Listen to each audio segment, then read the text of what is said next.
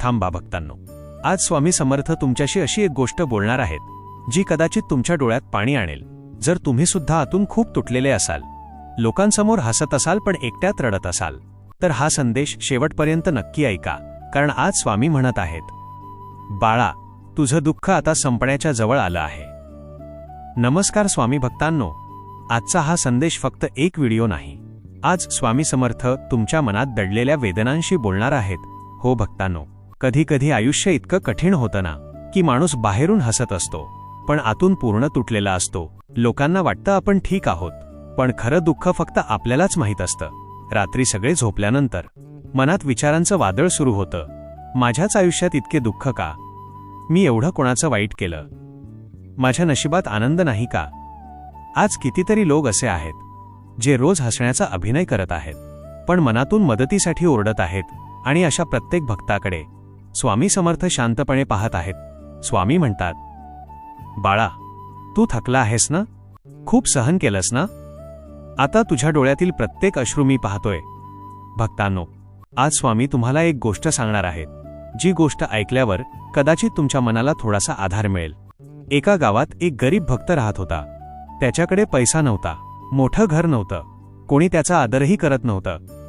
पण त्याच्याकडे एक गोष्ट होती, ती म्हणजे स्वामींवर असलेला अटूट विश्वास. तो रोज सकाळी उठून स्वामींचं नाव घ्यायचा, भुकेला असला तरी पूजा करायचा, डोळ्यात अश्रू असले तरी जय श्री स्वामी समर्थ म्हणायचा. पण भक्तांनो, त्याच्या आयुष्यात संकट काही कमी होत नव्हती. एक दिवस त्याचं काम गेलं. लोकांनी त्याची थट्टा केली. ज्यांच्यासाठी तो जगत होता त्यांनीही त्याची साथ सोडली. त्या रात्री तो पूर्णपणे तुटला. स्वामींच्या फोटोसमोर बसून तो खूप रडला. तो म्हणाला, स्वामी, मी तुमच्यावर इतका विश्वास ठेवला, मग मला इतकं दुःख का?